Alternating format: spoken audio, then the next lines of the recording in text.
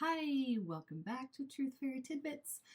I am the Truth Fairy, and I am here to bring you tidbits of information from some things that you probably wouldn't look at on your own if you still believe in things like government and various other things we'll get into later. If you have not been here before, please go back.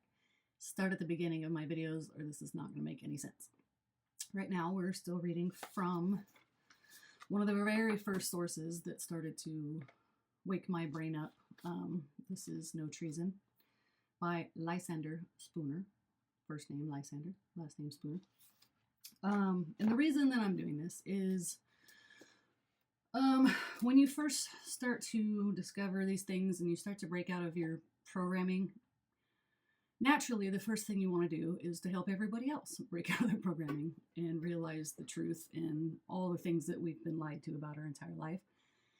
And naturally, when you start to do that to people who are still programmed, their first response is to get defensive, get angry, argue with you, call you stupid, conspiracy theorist, whatever else nonsense. But then when you're like, no, but look, check out this information that I read, came across, watched, whatever it may be for the particular topic.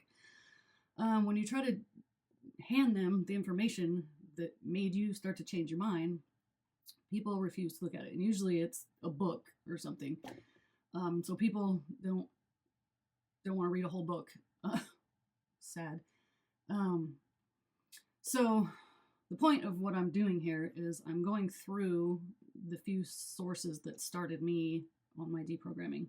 And I'm trying to just give you the little tidbits that might spark something instead of you having to go read the whole book. And hopefully, I can talk, I swear. Hopefully, hearing just a couple of logical points will spark somebody to start to think about their programming and maybe decide to look further into the information and maybe read the whole book yourself, or at least just consider that you might be wrong about what we've been taught our entire lives, because you are. Anyways, so my rambling. Obviously, I'm using my computer to record today because my phone keeps fucking me over and stops working. So we'll see how this goes. Hopefully the sound and everything's okay. My computer's kind of old, but whatever. You don't care. Let's go. All right, so we were talking about the oaths that government takes, Congress takes, whatever the oaths they take to uphold government, to uphold the Constitution, all that crap. They're meaningless because the Constitution is meaningless, and all of that. So we got into the sarcasm of yesterday, how ridiculous somebody claiming to take an oath because they're giving an oath to nobody because nobody's agreed to enter into a contract called government or constitution or any of that. So they're just rambling into the wind, as he says. So I'm going to skip through his next couple sections as quick as I can. He's just giving more examples of other different oaths that also don't mean anything. So this one specifically is kind of funny because he's talking about tax collectors, and I don't know if they give an oath or not. Probably not anymore. Maybe they used to. But supposedly, you pay your taxes and they have the oath to spend them on what you want them to be spent on, which is absolutely a joke. And it's funny because people who still believe in government and get mad when they find out, your tax money was spent on this or that, the other thing, and not on what you hoped it would be spent on. And people get mad and throw a fit about, the war or who knows, whatever else. I don't know what either side gets mad about these days. But point being, nobody gets mad about the fact that the money is stolen from you in the first place. Why do you care where a thief spends your money? If I walked up to you on the street and stole your wallet, if I happen to spend a couple bucks on something that you like, does that make it okay that I stole it from you? Like, it's who cares what they're spending it on? It's stolen in the first place. Sometimes they spend it on something that might benefit, you know, a fraction of somebody, but it doesn't. First of all, you stole it from me. I don't. Anyway, you get the point. So, if there is such an oath for tax collectors, and he's going to explain right now why it's fucking stupid. Okay, here we go. For the same reasons, the oaths of all other pretended agents of this secret band of robbers and murderers, government, on general principles of law and reason, equally destitute of obligation. They are given to nobody. The oaths of the tax gatherers and treasurers of the band are of no validity. If any tax gatherer, or for example, should put the money he receives into his own pocket and refuse to part with it, the members of the band could not say to him, "You collected that money as our agent and for our uses, and you swore to pay it over to us or to those we should appoint to receive it. You have betrayed us and broken faith with us." And this is what you pretend that you can do when your money is spent on something you don't like. Then you throw a fit and say, "Hey, that's not what we wanted you to spend it on." And so it would be sufficient answer for him to say to them, so this would be sufficient for whatever, the tax collector, the government. If you complain about where they're spending your taxes, this is all they could say to you, and it would be legit. "I never knew you.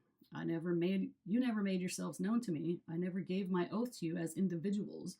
You may or may not be members of that secret band who appointed agents to rob and murder other people, but are cautious not to make themselves individually known to each other, either to such agents or to those whom their agents are commissioned to rob. If you are members of that band, you have given me no proof of it, no proof that you ever commissioned me to rob others for your benefit.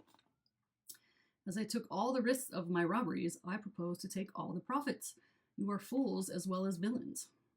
It answered my purposes at the time. It enabled me to get the money I was after, and now I propose to keep it."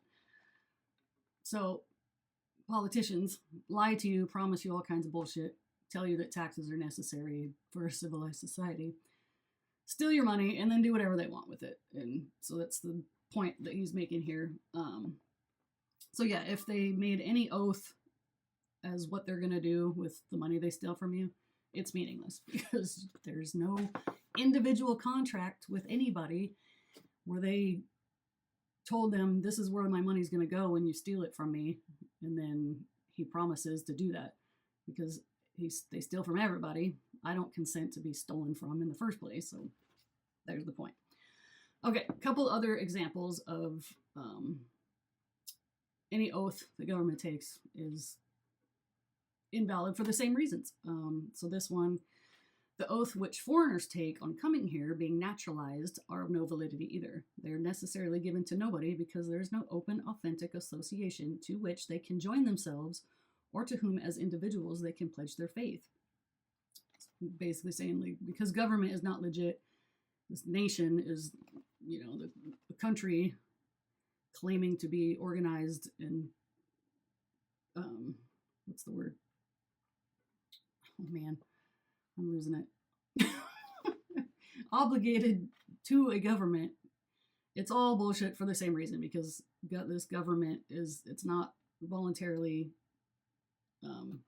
openly consented to and entered into voluntary. So therefore, people coming here to be naturalized, their pledge to join this country and obey this government is still not valid because there is no such thing. Okay, I hope that makes sense. I'm trying to make it make sense. Okay, another example. All the oaths which, since the war, have been given by Southern men that they will obey the laws of Congress, support the Union, and the like, are also of no validity. They were necessarily given to nobody because there was no United States to whom the oaths could be given. There was no open, authentic, avowed, legitimate association, corporation, or body of men known as the United States or as the people of the United States to whom the oaths could have been given. If anybody says there was such a corporation, let him state who the individuals were that composed it and how many and how and when they became a corporation. Were Mr. A, Mr. B, and Mr. C members of it? If so, where are their signatures? Where's the evidence of their membership? Where the record? Where is the open, authentic proof? There is none. Therefore, in law and reason, there is no such corporation. No such corporation as a government called, or a United States of America, run by something called government. Okay, a couple more examples. The oaths of soldiers, that they will serve a given number of years, that they will obey the orders of their superior officers, that they will bear true allegiance to the government, and so forth, are of no obligation, independent of the criminality of such an oath, that for a given number of years they will kill all whom he may be commanded to kill without exercising his own judgment or conscience. These are the order followers. There is further reason why soldiers' oath is of no obligation. That, like other oaths that have now been mentioned, is given to nobody. Same thing. The treaties, so-called, which purport to be entered into with other nations by certain persons calling themselves ambassadors, secretaries, presidents, and senators of the United States, in the name and on the behalf of the people of the United States, are of no validity. These so-called agents of the people, the so-called agents of the people can show no open, written, or authentic evidence that either the whole people of the United States or any other open, avowed, responsible body of men calling themselves that name ever authorized these pretended ambassadors and others to make treaties in the name of or binding upon any of the people of the United States. Neither can they show any authentic evidence that either the whole people of the United States or any open, avowed, responsible body of men ever authorized these pretended ambassadors to recognize certain other persons calling themselves kings, queens, and the like as the rightful rulers, sovereigns, masters, or representatives of the different peoples whom they assume to govern, to represent, and bind. The nations, as they are called, with whom our pretended ambassadors, presidents, and senators profess to make treaties, are as such myths as our own. There is no such nations. That is to say, neither the whole people of England, for example, nor any open, avowed, responsible body of men ever by any open, written, or other authentic contract with each other formed themselves into a bona fide, legitimate association or organization, or authorized any king, queen, or other representative to make treaties in their name, to bind them either individually or as an association by such treaties. Our pretended treaties, being made on our part by persons who have no legitimate authority to act for us, have intrinsically no more validity than a pretended treaty made by the man in the moon with the king of Pallades. Okay, I think that's enough on that topic. Oh, the frog is back. Excuse me. Over and over again, just continuing to prove that government is illegitimate from the very beginning. The Constitution has no authority of anything. There's no such thing as a nation. All of these oaths that they make, it's all part of the political circus act that keeps us all thinking that it's legitimate and that it's meaningful and that they work for us and they're doing everything on our behalf because you picked them, and all the bullshit that we're taught from day one in school. So clearly it's not. That's all. Get almost done with this book.